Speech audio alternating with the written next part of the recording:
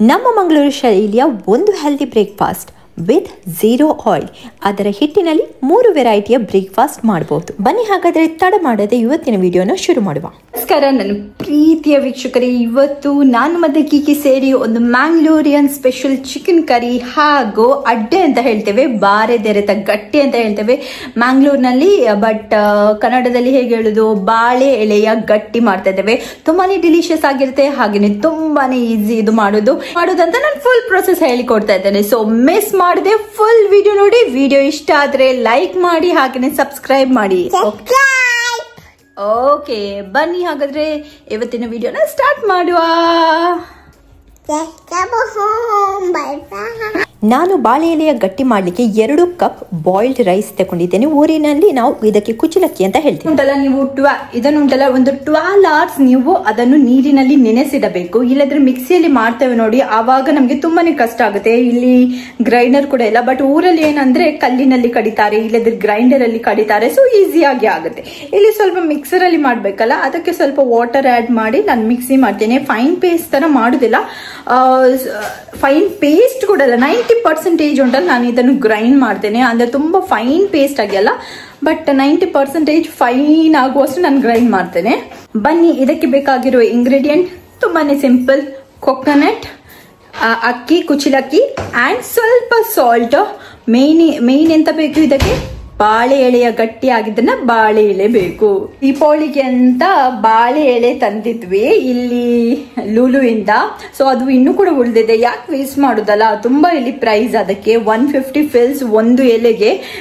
So ಅದಕ್ಕೋಸ್ಕರ ಎಂತ ಅಂದ್ರೆ ಅಟ್ಲೀಸ್ಟ್ ಯೂಸ್ ಮಾಡುವ, ಒಳ್ಳೆ ರೀತಿಯಲ್ಲಿ ಯೂಸ್ ಆದ್ರೂ ಆಗುತ್ತಲ್ಲ ಅಂತ ಹೇಳಿ ನಾವು ಬಾಳೆ ಎಲೆಯ ಗಟ್ಟಿಯನ್ನು ಮಾಡುವ. ಇದು ತುಂಬಾನೇ ಈಸಿ ಆಯ್ತಾ, ನೀವು ಕೂಡ ಮನೆಯಲ್ಲಿ ಟ್ರೈ ಮಾಡಿ. ತುಂಬಾನೇ ಹೆಲ್ದಿ ಅಂತ ಹೇಳ್ಬೋದು.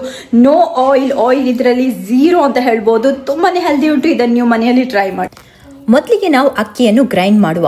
ನಾನಿಲ್ಲಿ ಉಂಟಲ್ಲ ಸ್ವಲ್ಪ ಅಕ್ಕಿ ತಗೊಳ್ತಾ ಇದ್ದೇನೆ, 2 ಮುಷ್ಟಿಯಷ್ಟು ನಾನು ಅಕ್ಕಿ ತಗೊಂಡೆ ಫಸ್ಟ್ ಗ್ರೈಂಡ್ ಮಾಡಲಿಕ್ಕೆ. ಆಮೇಲೆ ಸ್ವಲ್ಪ ತೆಂಗಿನ ತುರಿ, ನೀವು ಬೇಕಿದ್ರೆ ಹಾಕ್ಬೋದು, ಇದು ಆಪ್ಷನಲ್. ತೆಂಗಿನ ತುರಿ, ಸ್ವಲ್ಪ ಉಪ್ಪು, ಹಾಗೆಯೇ ಸ್ವಲ್ಪ ನೀರು ಹಾಕಿ ನಾವು ಇದನ್ನು ಸ್ವಲ್ಪ ಗಟ್ಟಿಯಾಗಿ ಗ್ರೈಂಡ್ ಮಾಡಬೇಕು. ಜಾಸ್ತಿ ನೀರು ಮಾಡಬಾರ್ದು.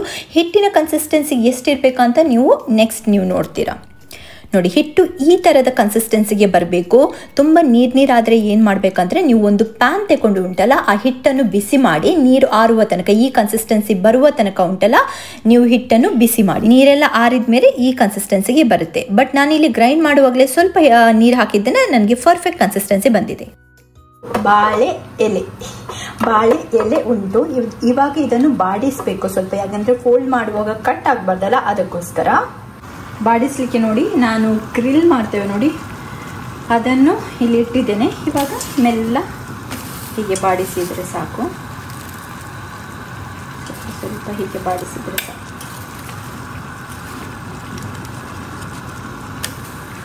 ಹೀಗೆ ಎಲ್ಲ ಎಲೆಯನ್ನು ನಾನು ಇವಾಗ ಬಾಡಿಸ್ತೇನೆ.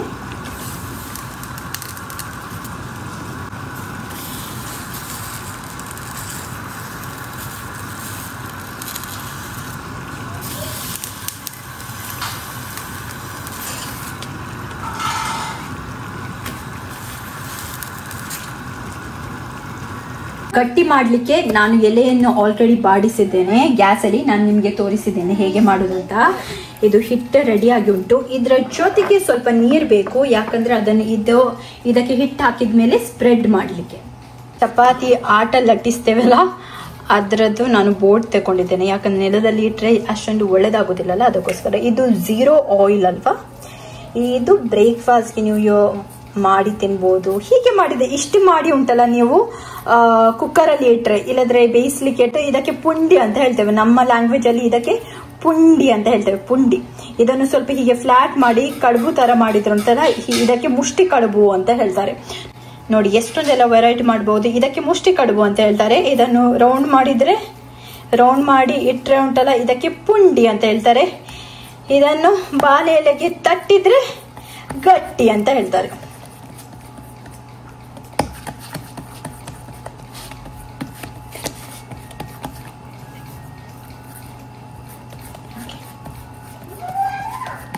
ಹೀಗೆ ಬಾಳೆ ಎಲೆಗೆ ಹಚ್ಚಬೇಕು. ಬಾಳೆ ಎಲೆ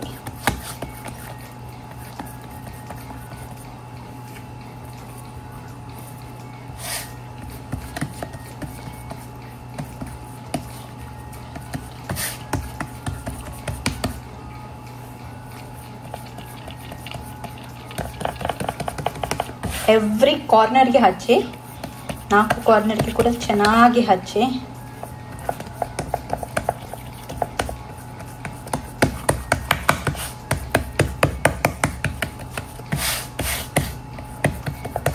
ಸ್ವಲ್ಪ ತೆಳುವಲ್ಲಿ ಹಚ್ಚಬೇಕು, ದಪ್ಪದಲ್ಲಿ ಹಚ್ಚಬೇಡಿ, ಯಾಕಂದ್ರೆ ಬೇಯಬೇಕಲ್ವಾ, ಅದಕ್ಕೋಸ್ಕರ ಸ್ವಲ್ಪ ತೆಳುವಲ್ಲಿ ಹಚ್ಚಿ, ಹೊರಗೆ ಬೀಳದಾಗೆ ಕೂಡ ಹಚ್ಚಿ. ಇವಾಗ ನಾನು ಬಾಳೆ ಎಲೆಗೆ ಹಚ್ಚಿ ಆಗಿದೆ. ಹೀಗೆ ಬಿಟ್ಟರೆ ಅಲ್ಲಿಗೆ ಗ್ಯಾಪ್ ಅನ್ನು ಫಿಲ್ ಮಾಡಿ ಅಷ್ಟೇ. ಇವಾಗ ಇದನ್ನು ಫೋಲ್ಡ್ ಮಾಡಬೇಕು. ನಾನು ಸಣ್ಣ ಸೈಡ್ ಇದು ಎಲೆಯನ್ನು ಫಸ್ಟಿಗೆ ಫೋಲ್ಡ್ ಮಾಡ್ತೇನೆ, ಆಮೇಲೆ ದೊಡ್ಡ ಸೈಡ್ ಇದೆ ಎಲೆಯನ್ನು ಫೋಲ್ಡ್ ಮಾಡ್ತೇನೆ.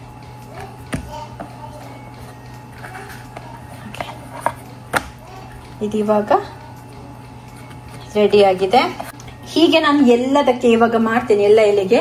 ಆಮೇಲೆ ನಾವು ಇದನ್ನು ಬೇಯಿಸುವ, ಈ ಕಡುಬನ್ನು ಬೇಯಿಸುವ. ನೀವು ಇದಕ್ಕೆ ಕಡುಬು ಅಂತ ಹೇಳ್ತೀರಾ ಅಂತ, ನಮ್ಮ ಸೈಡ್ ಇದನ್ನು ಗಟ್ಟಿ ಅಂತ ಹೇಳ್ತೇವೆ.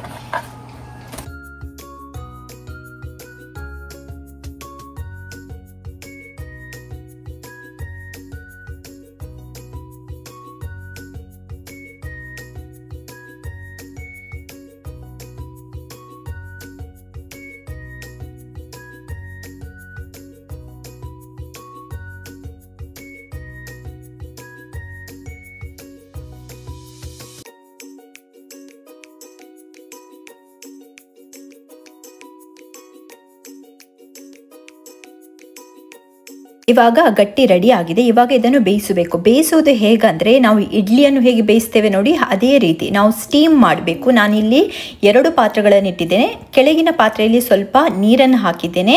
ಹಾಗೆಯೇ ಮೇಲೆ ಒಂದು ಪಾತ್ರೆ ಇಟ್ಟು ಅದರ ಥ್ರೂ ಆ ನೀರು ಬರುತ್ತಲ್ಲ, ಆ ನೀರಿನ ಹಬೆಯಲ್ಲಿ, ಬಿಸಿ ಹಬೆಯಲ್ಲಿ ಉಂಟಲ್ಲ, ಅದು ಬೇಯಬೇಕು, ಅಂದರೆ ಸ್ಟೀಮ್ ಮಾಡಬೇಕು. ನೀವು ಹೇಗೆ ಇಡ್ಲಿ ಮಾಡ್ತೀರಾ ಅದೇ ರೀತಿ 20 ಮಿನಿಟ್ಸ್ ಹೀಗೇ ಸ್ಟೀಮಲ್ಲಿ ಅದು ಬೇಯಲಿ.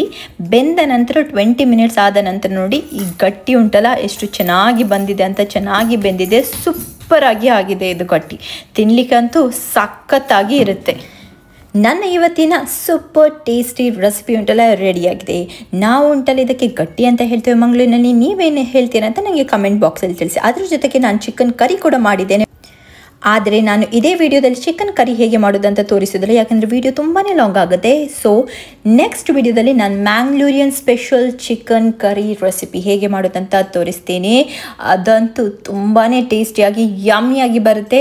ನೀವು ಈಸಿಯಾಗಿ ನಾನು ಕಲಿಸ್ತೇನೆ, ಹಾಗೇ ಮಾಡಿ. ಚಿಕನ್ ಕರಿ ಕೂಡ ಉಂಟಲ್ಲ ಸೂಪರಾಗಿ ಬರುತ್ತೆ. ನೋಡಿ ಚಿಕನ್ ಕರಿ ಹೇಗೆ ಘಮ ನನಗೆ ಪರಿಮಳ ಬರ್ತಾ ಉಂಟು, ನಿಮಗೆ ಬರುತ್ತಿಲ್ಲ ಯಾಕಂದರೆ ಇದರಲ್ಲಿ ನೋಡೋದಲ್ಲ. ಬಟ್ ನೀವು ಮಾಡಿದಾಗ ನಿಮಗೆ ಖಂಡಿತ ಪರಿಮಳ ಬರ್ತದೆ. ನಮ್ಮ ಚಾನಲನ್ನು ಸಬ್ಸ್ಕ್ರೈಬ್ ಮಾಡೋಕ್ಕೆ ಮರಿಬೇಡಿ. ನೆಕ್ಸ್ಟ್ ವಿಡಿಯೋಗೆ ಕಾಯ್ತಾ ಇರಿ.